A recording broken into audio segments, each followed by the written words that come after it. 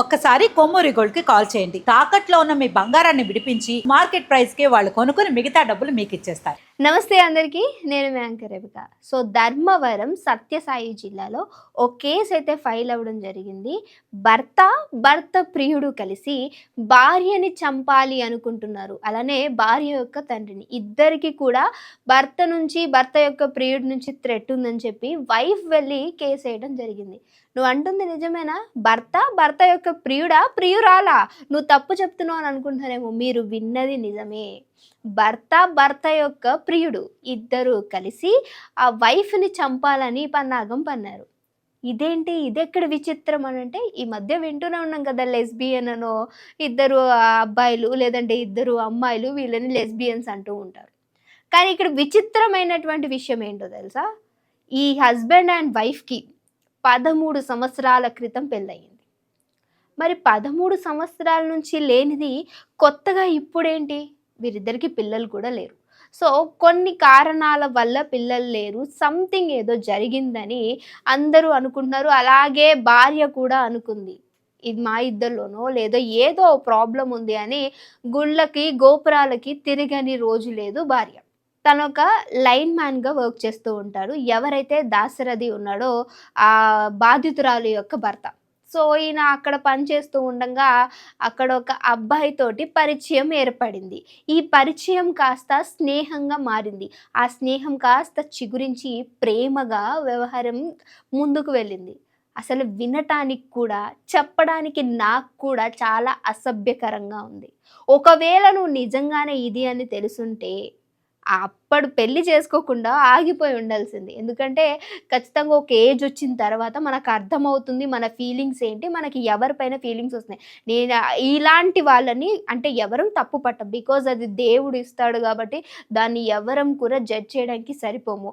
అది ఖచ్చితంగా వాళ్ళ లోపం కాదు, అది పుట్టుకతోనే వచ్చినటువంటి లోపం కాబట్టి. కానీ పెళ్ళి ఎందుకు చేసుకోవడం?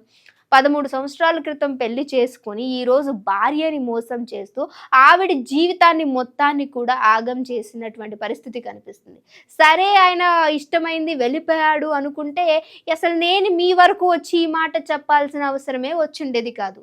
ఇలా ఆయనకి ఆ ఒక్క ప్రియుడితోటి స్నేహం ఏర్పడి ప్రేమగా చిగురించిన తర్వాత ఇద్దరూ అన్యోన్యంగా ఉండడము, ఎవరైతే ప్రియుడు ఉన్నాడో ఇంటికొచ్చి వీళ్ళిద్దరూ ఇంట్లో కొంచెం సన్నిహితంగా వెలగడం, ఇలాంటివన్నీ భార్యకి చాలా ఇబ్బందికరంగా, ఏంటి ఇంత అబ్బాయిలు కలిసి ఇంత దారుణంగా చేతులు వేసుకుంటున్నారు, కాళ్ళు వేసుకుంటున్నారు, మాటలు విచిత్రంగా ఉన్నాయి, ఏదో ఒక గర్ల్ ఫ్రెండ్తో మాట్లాడినట్టు ఉంది ఏంటి అని భార్యకి అనుమానం వచ్చినప్పటికీ సంథింగ్ భర్త ఇంకా ఆల్మోస్ట్ ఫ్రెండ్స్ ఉంటారు కదా, ఆ ఇద్దరు అబ్బాయి అమ్మాయి అయినా లేదంటే అబ్బాయి అయినా అమ్మాయి అయినా ఫ్రెండ్స్ ఉంటారు కాబట్టి అలా అనుకుంటూ తనను తాను మోసపుచ్చుకుంటూ ఏం కాదు అనుకుంటూ వచ్చింది. కానీ ఒకరోజు వీళ్ళిద్దరూ చేయకూడని పని చేస్తుండగా భార్య చూసేసింది.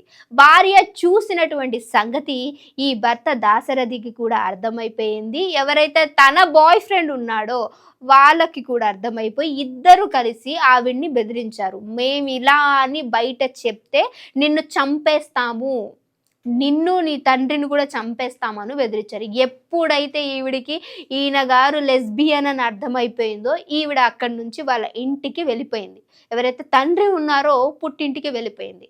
వెళ్ళిపోయిన తర్వాత తను ఎక్కడికి వెళ్ళినా వీళ్ళిద్దరు వెనకాల పట్టము, తను ఎక్కడికి వెళ్తున్న వీడియోస్ తీయడము, ఫొటోస్ తీయడము, నువ్వు అక్కడున్నావు, నువ్వు ఇక్కడున్నావు, జాగ్రత్త, నిన్ను చంపేస్తామని చెప్పి బెదిరించడము.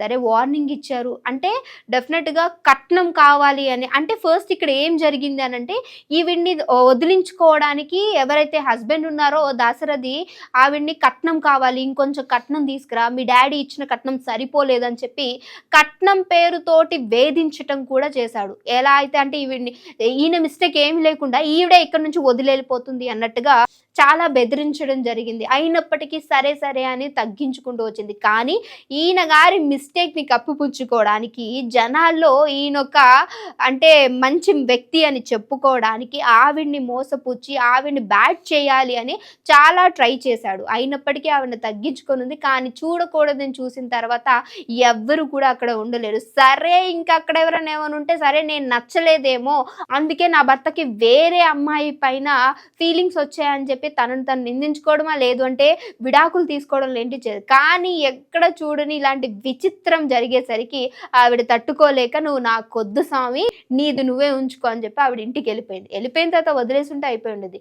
వాళ్ళ వైఫ్‌ని అండ్ అలానే తండ్రిని కూడా చంపడానికి వెనకాడకుండా ఇద్దరి పైన ఇలాంటి అటెంప్ట్స్ చేయడంతోటి ఇద్దరు భయపడి ఈరోజు బయటకి వచ్చి ఆవిడ ఫొటోస్, పెళ్లి ఫొటోస్ అండ్ అలానే పెళ్లి ఎప్పుడు జరిగింది, అప్పటి నుంచి ఏం జరిగింది వాళ్ళ మధ్య అనేది బయట పెట్టి, సో నాకు నా భర్త యొక్క ప్రియుడు నుంచి థ్రెట్ ఉంది, అలాగే నా తండ్రికి కూడా థ్రెట్ ఉంది, సో నాకు రక్షణ కల్పించాలని చెప్పి పోలీస్ వారిని అయితే అడగడం జరిగింది ఎవరైతే వైఫ్ ఉన్నారో. సో ఇలాంటి విచిత్రాలు నిజంగా సరే ఉంటే ఉన్నాయి గానీ నీ పని నువ్వు చూసుకొని ఉంటే బాగుండేది. సరే ఎందుకంటే సమాజం యాక్సెప్ట్ చెయ్యదు.